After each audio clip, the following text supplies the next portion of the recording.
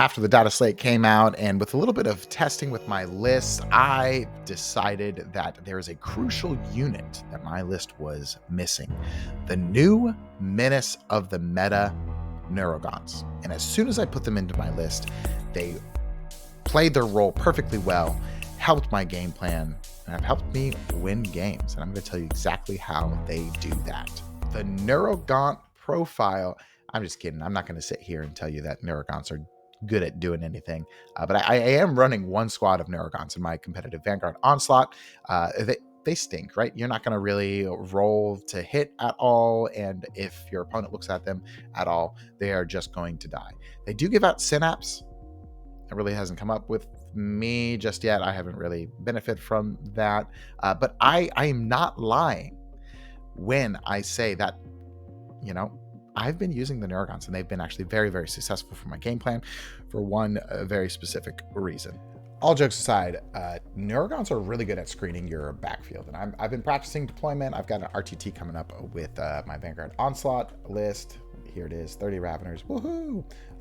But I had a problem with my list, and the problem was that everything in my list wants to just move forward and charge as many things as possible. It's all aggro, it's all gas, foot on the pedal the entire time in the game, and then hopefully I win, But the problem was I was oftentimes like having a Lictor or my Hive Tyrant screen my backfield.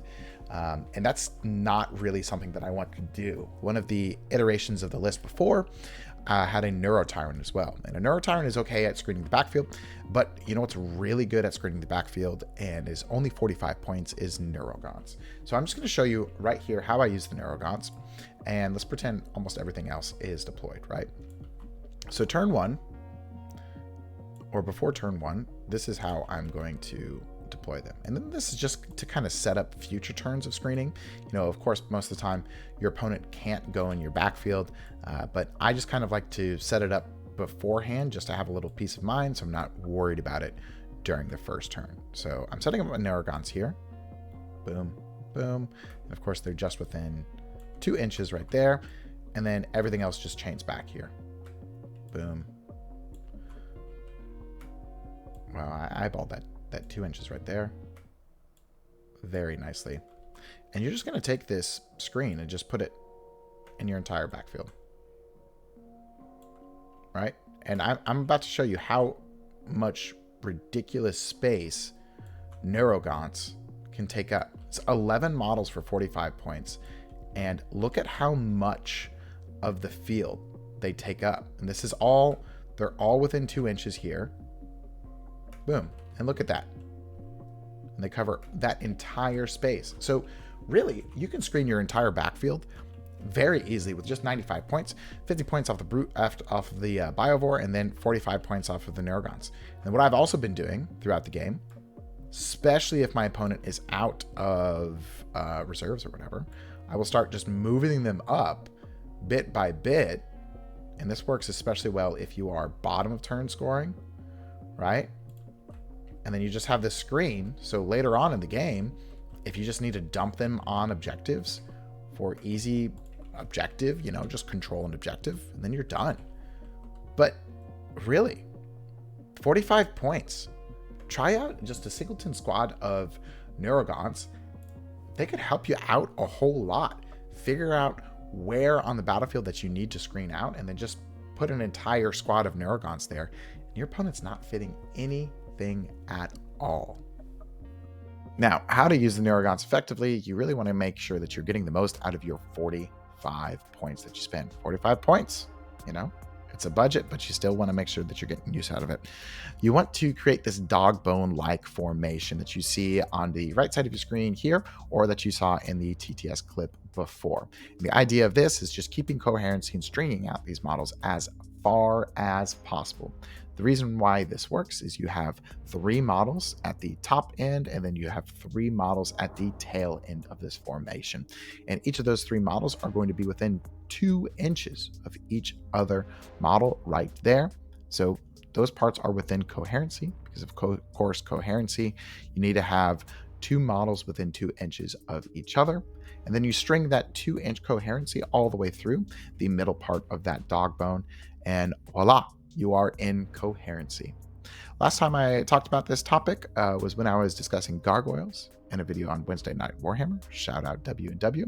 And a lot of people were concerned in the comments that if you lose one gargoyle, you then have to lose a bunch because you are no longer in coherency. I think it's fine, right? Because the main reason why you're setting up like this is to deny deep strikes or move blocking. And if you are losing a Neurogaunt or a gargoyle from shooting by doing this and then losing a bunch of coherency, then one, you have already screened out their deep strike because they've moved past their movement phase.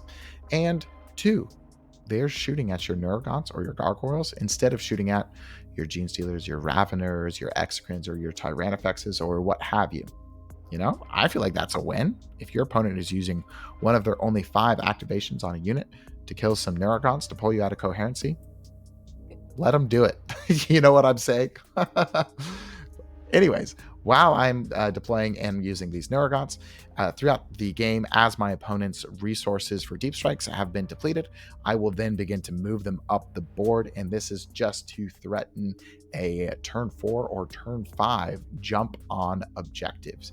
You know, if you are able to finagle turn 4 or turn 5 and you throw 11 OC from these Neurogants onto an objective and you deny your opponent a very important late game primary swing, that's super, super cool. In addition, if you are bottom of turn and you have like taken hold or whatever, and you're able to just stage your Neurogants in a way where bottom of turn 5, you just advance them onto 2 points because they're so far stringed out, and you get an additional 10 points in primary from your 45-point Neurogants, seems super good as well.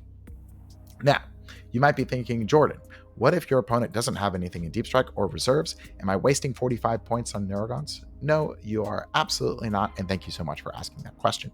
If your opponent does not have anything in reserves, what you need to do is just stage them in a place super aggressively in your deployment, and just plan on turn 1, you're going to advance them out and run them onto an objective. And you're going to threaten, hey, if you don't kill my Neurogants, if you don't put something on this objective, I'm going to score an additional 5 primary just off of those Neurogants. So in that case, your opponent's going to have to send something out to kill your Neurogants, and then you're going to be able to counterattack with one of your units that actually matter. Sorry, Neurogants. All right, everybody, that is it for this video. More to come very soon. So if you like this kind of content, comment, like, subscribe, do all of those cool things. If there's a unit that you think is undervalued, underrepresented, and you think that there's a pretty cool use for it within the game, put it down in the comments below, and I'd love to do a video about it. Thank you so much for watching. I hope you have a great rest of your day, and I will see you next time. Bye.